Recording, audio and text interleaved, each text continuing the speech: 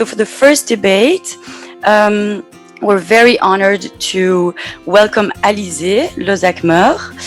Alizée, she is the co-founder of Makesense. Makesense is a project incubator and a fund for projects with a social and environmental impact.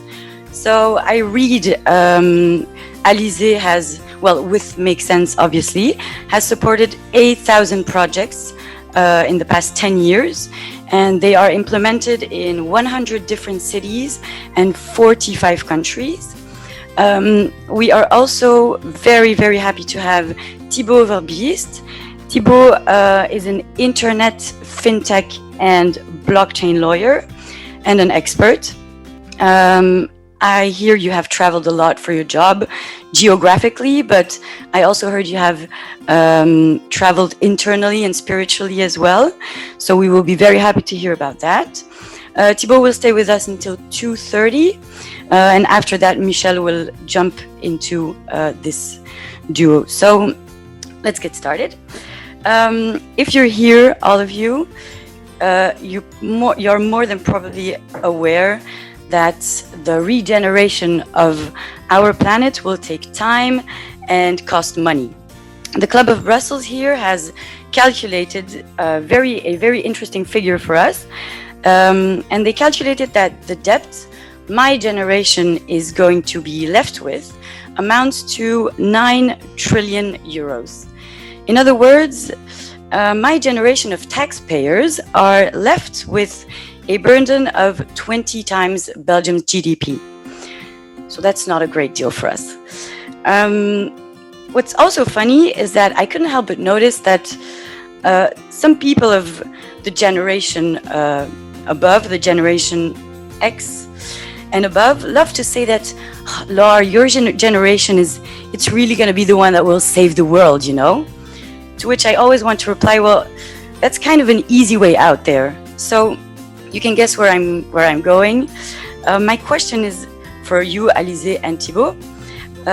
How can the generations that are actually responsible for implementing a destructive system help us help my generation and motivate my generation and the next ones to tackle the challenges that will come in series.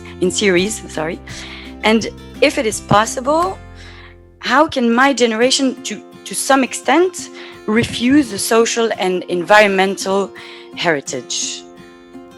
Yeah, so my question for you, I don't know if Thibault or Alizée, you want to answer first. So it would be, if my generation, if it's possible, how can it, to some extent, refuse the social and environmental heritage that we're left with? Alizée, you first. Lady first.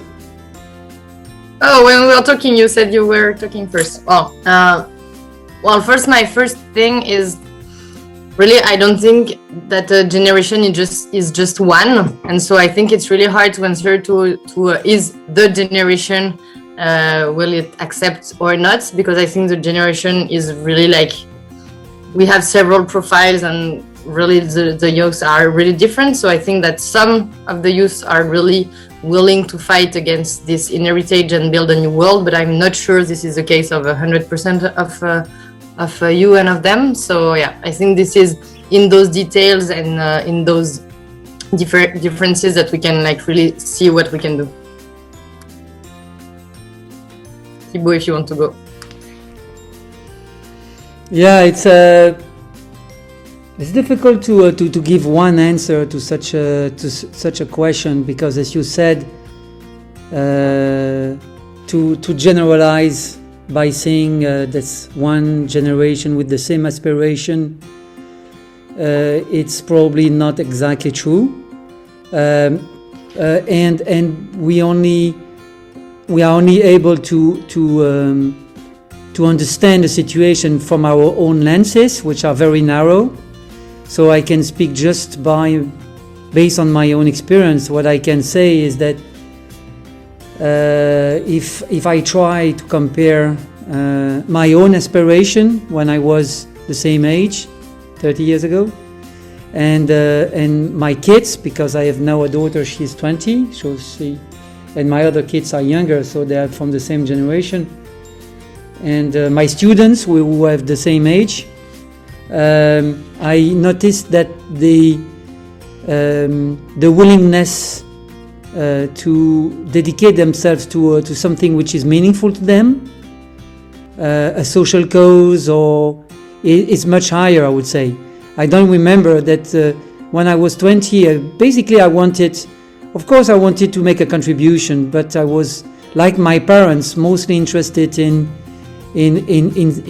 financial security, I would say. And I'm very impressed by those young adults that make a choice to go to a purpose-driven startup sometimes, or can be their own startup, or joining a company because they believe it's purpose-driven, rather than joining a big company. Or, of course there are many different profiles, and you will find a great variety of young adults. But I would say that I think that's probably a tendency that you can observe, is that if you, with that generation, if you just come up with as a horizon, like, look, we're gonna make a lot of money, it's not enough.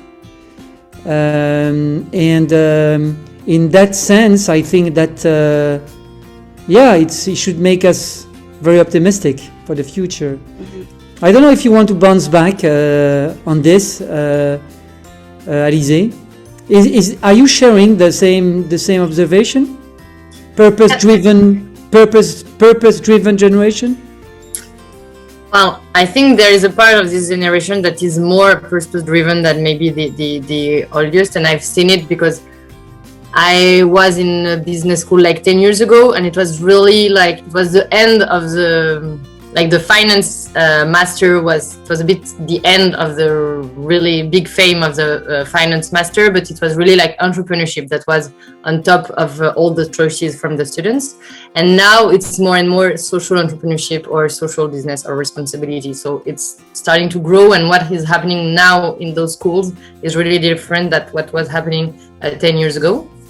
So yeah, I think, and we see also in companies where the youth that want to enter a company are really asking for commitments and for engagement from the companies, and the HR department are sometimes really confused because they have some questions that they didn't have like 5 or 10 years before. So I think this is really something interesting, but we still need to be cautious, not to say this is a whole generation, and especially we have 2 elements in France.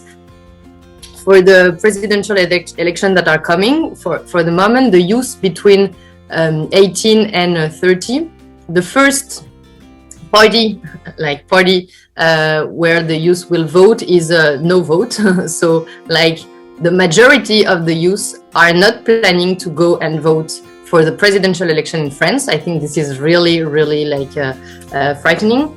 And the second party, so the first real party, it's the extreme right party. And so even I think it's more and more polarized, meaning that we have a generation, and maybe the more educated and the wealthiest, that are really concerned about environment mainly, but maybe also a bit about like social issues and racism and etc.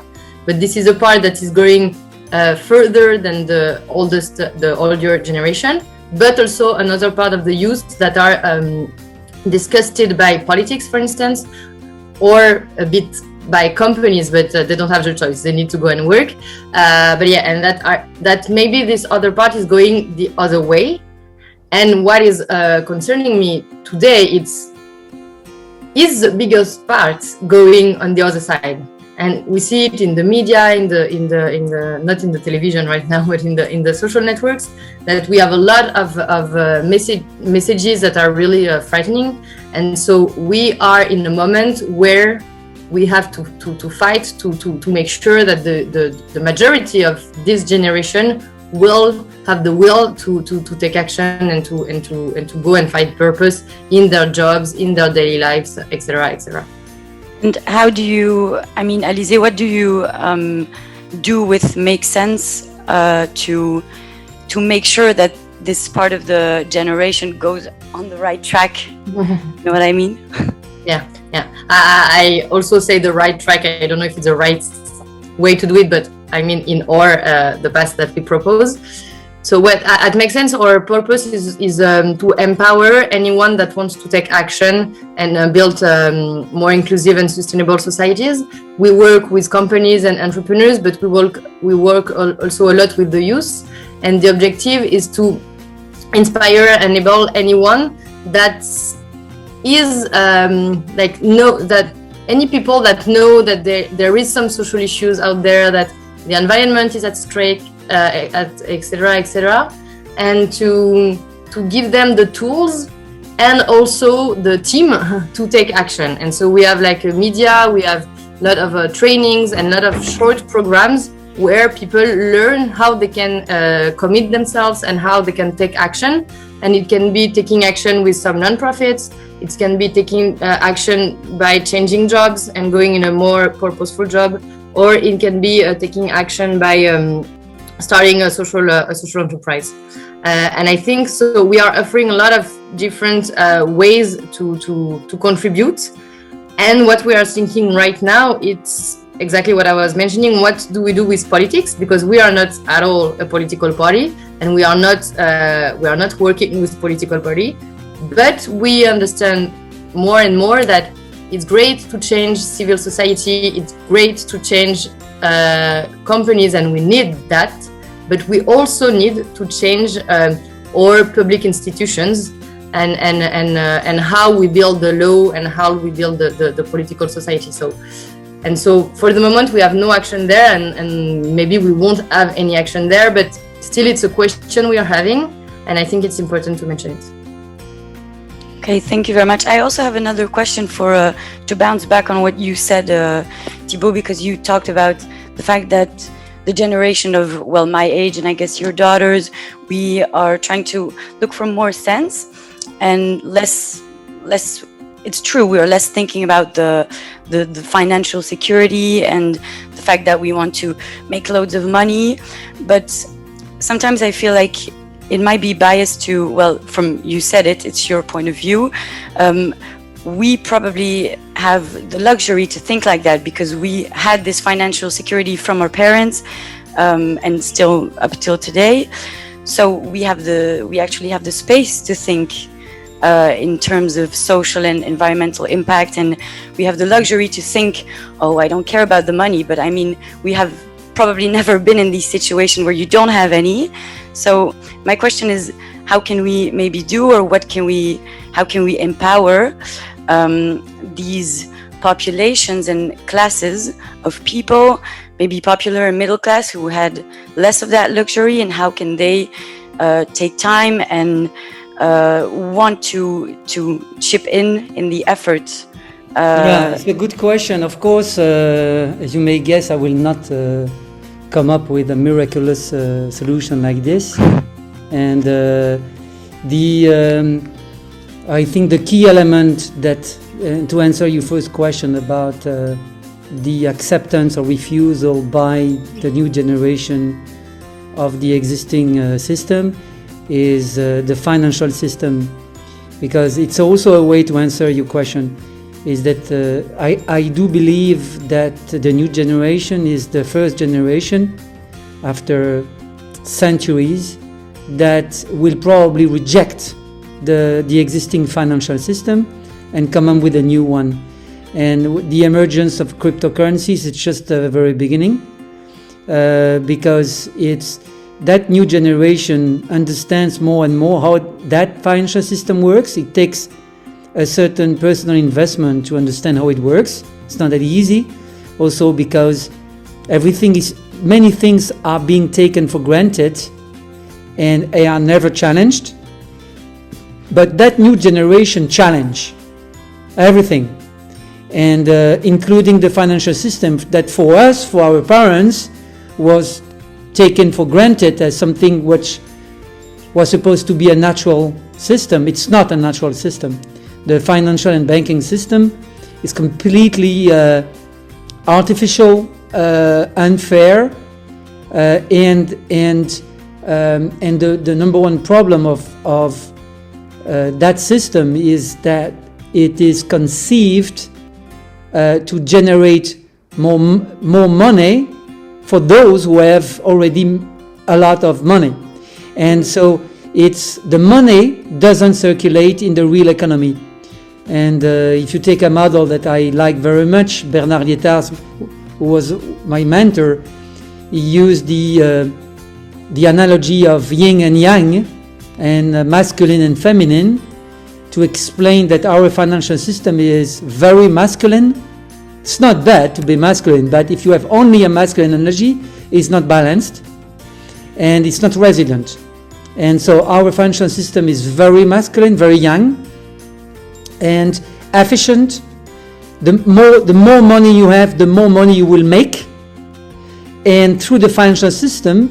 And it's not yin meaning that it's not a system, a financial system, which is designed for the circulation of the money. That's the yin, exchange. The money should be exchanged. And so you have 99% of the money in the world, which is actually, accumulated within a few hands and doesn't leave the financial system. And that creates a lot of unacceptable situations, of course, and that new generation doesn't accept it. And we can talk a lot about things are not equal, not fair, etc. But if we want to change the world, we of course there are many things we need to change, and starting with ourselves. That's the very beginning, and be the change you want to see in the world. That's the very, very beginning, of course. But if you want to be concrete, and if you want to find a leverage, you start with the financial system. You start with the money, the way we exchange goods and services, the way we value what we do. Well, then, thank you very much for your very wise words, I must say. Thank you. So now Michel is going to take Thibault's place. Sorry. Thank you, Thibault, and I'm very happy, Alizée, to have you with us. I'm very, very happy actually, because my question is actually, as you are working now with this beautiful young generation, aware generation, basically the whole question is how to join hands, because your generation is not going to do all of it alone, definitely. How to join hands between a generation, my generation, which is actually most of the time, and I lost all my naivety on the willingness of my generation to do something about it. It's like, yeah, okay, give me a little bit of green paint, who are really waiting for their pensions and don't want to bother their brains too much. And a young generation, yours, who was already well brainwashed and still today brainwashed by mine.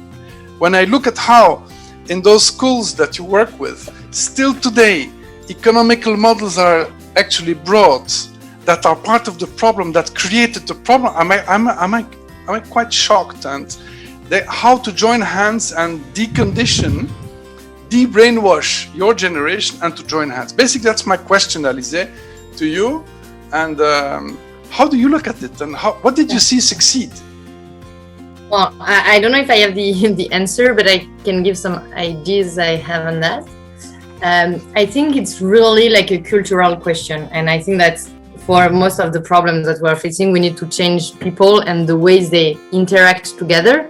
Because as for technical solutions, we have them, and we know and we've seen that in periods of war, of whatever, or in periods of pandemic, we can find the means, we can find the money. Like, this is not a problem.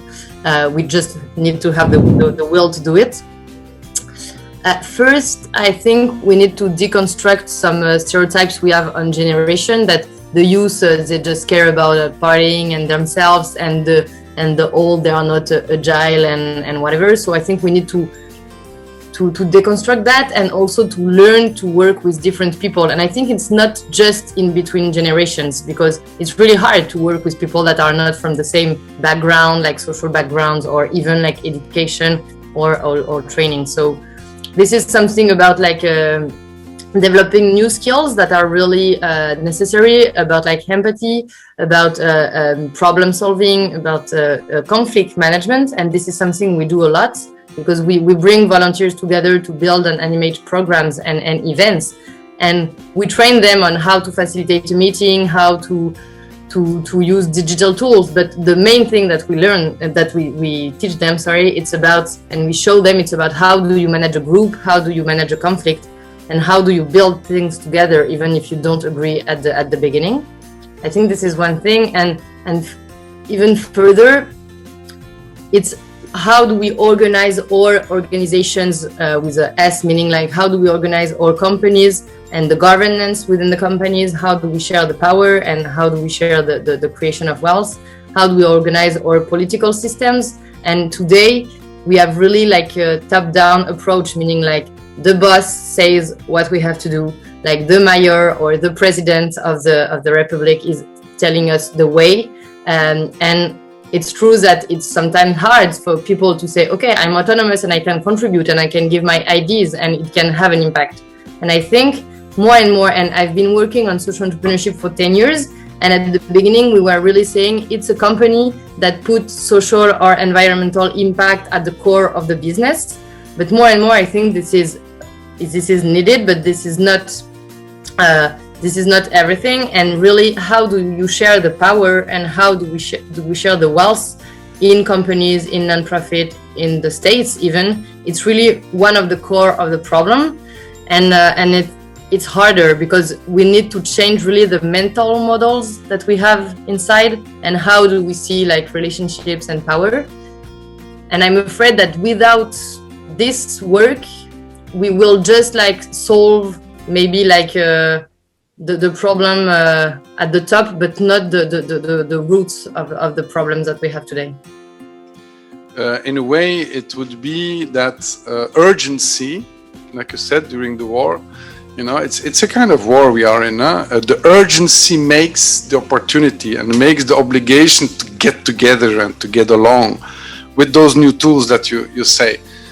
If we are too comfortable, okay, there's no motivation to do whatsoever about the way we are working. The real problem, it's about like when you have a war, you see the army, like it's a country or it's several countries, you see the army, they are coming to you and you see them. With the environmental problem or even some social issues, you don't see them. And yes, you have some disaster, but it's not in your country, or even when it's in your country, it's easy to have other reasons. And so the real question is, how do we make this problem really tangible? And how do we build the alignment in between everybody saying, okay, we are all facing the same danger. So whatever it costs, we need to fight together. And today we are not fighting together against the problem. We are fighting in between each other. So that's true. And what are the tools, maybe the concrete tools you have found to like you said, put the human first? And how do we share the power? How do we work together? How do we reevaluate empathy and values like that? Have you found have you seen tools that actually really work on the ground, on the field? Yeah. Also at Makesense, we engage volunteers and entrepreneurs, but ourselves, our own organization, we are 120 employees and in different countries and 80 in France. And so within our own organization, we are a small laboratory where we test many things.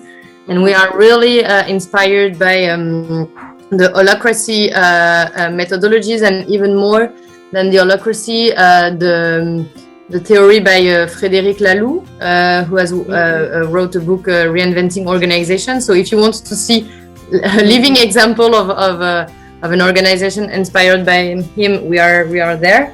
And you have a lot of tools to it's not about like horizontal or whatever, it's about how do you decentralize the power, and how do you make anyone able to have the power if they have the right, it's not even about skills, but it's everybody can take a decision, but there is a process to take a decision. Everybody can decide of their own evolution or the evolution of their projects, but there are some process to put in place. And I think this is something I've learned.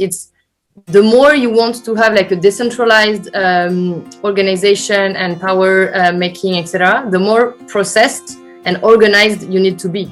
Because when you are really vertical, it's quite easy. At the end of the day, it's the manager and then the boss that decides. So you don't need too many processes. But when you want everybody, like it needs to be really, really organized. And so we are using a lot the advice process solicitation to enable anyone to take a decision by taking the advice of the people that are concerned by the decision. And also sometimes a decision by consent, that is also interesting. So yeah, there are a lot of tools.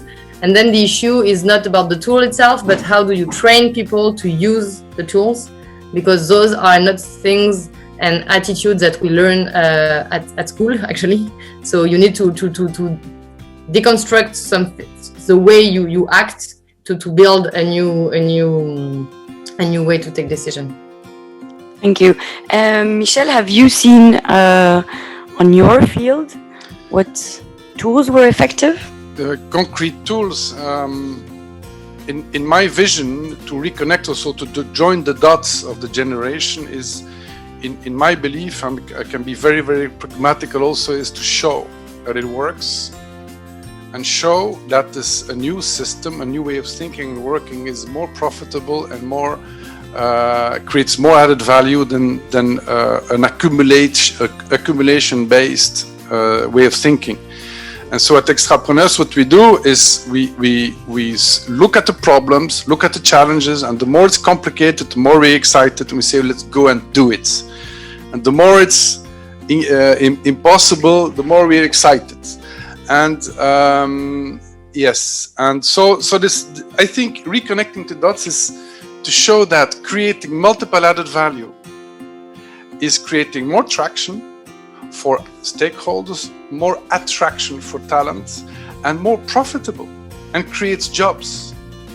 If we are not able to show that a new philosophy of economy is creating jobs, then we are, I think, wasting time, unfortunately. So we have to show, and that's really the exercise, to go to the bottom and to find the best in class, and to share them and to show them all the beautiful examples we have since 10 years done with Makesense. And we had a few examples that actually testimonied in the fourth or fifth Systemic Economic Summit coming out of your incubator. Beautiful examples. We have to show those examples and show that it works, show that it creates jobs and it's more desirable and actually more profitable. Because if you share resources, and especially underused resources, it's much more efficient. And I think one of the keys is, when I'm looking into your generation, is not to lose engagement of your generation. It's that they don't lose hope. We will come back to it in another of those debates, but it's really of capital importance to keep your generation engaged. To say, okay, let's do this. Let's deal with this. And if I can add something, it's about how also do you manage fear and anger, because the more and more we are starting, and I'm not that generation, but I see some of them. We are angry. They are angry about like we now have the problem in front of us, and nobody is doing, so nobody cares. And I think it's also like a real individual work to do and to learn how to do. Thank you, Alizée, because to put up this thing, because actually we are terrorized, because we know, because we can calculate, and Laure will come up with some very hard figures, 2030, it's all, and we are terrorized because of these multiple challenges ahead. Not just one challenge, it's multiple challenges. We have 2 more minutes to close. Multiple challenges, and our generation is terrorized because as a leader, when you're a pilot and all the cadrans are flashing orange and red, we are not used to complexity management. That's why we have to learn also, our generation, together with yours, to manage multiple complex issues in a systemic way. You can conclude, Alizée, if you want, because I think we have 1 more minute to the next. Yeah, okay. Just to conclude, I think one part of this generation is more and more aware, and my main point would be not to be too naive, as you mentioned, and not saying, okay, the youth, they will change because they are on the streets for Fridays for Future, and really look at the numbers, because the other side, they are looking at the numbers and they are looking at all the youth they have on their side. And so, and this is something we do believe with Makesense, is that we need to take action, but really we need also to learn how we mobilize around us and how we go and find new people in our families, in our schools that are not engaged or even that have contrary views, to go and talk to them, understand why do they believe in their ideas, and try to build a dialogue, so that we are not just in our bubble fighting alone and missing what is happening on the other side. So this will be my so go out of the streets, talk to people, talk to the others, to see how you can convince maybe more people to take action. Thank you, Alizée. We have 1 more minute. Maybe I can just slip also one last piece. I think also, Alizée, that we have to respect where we come from and do with the resources we have. Mm-hmm. And like that, we can actually join hands and create a soft mutation instead of refusing and destroying. Burned land. Okay, 1 minute. Burned land is a methodology, and we have seen in the past that there were a lot of dead and wounded. This is not what we want. We want a soft transition. I think one way is to respect where we come from, like the tree would respect its roots, and like that create a soft mutation. Mm-hmm. So voilà. Soft but efficient. Soft but efficient. Thank you. Thank you very much. Thank you very much, Alizée, for your input. It was very interesting to have you, to hear you. Good continuation. Yeah, you too. Thanks for inviting me. Hope we can meet you in live someday. Thank you so much, Alizée. Bye-bye.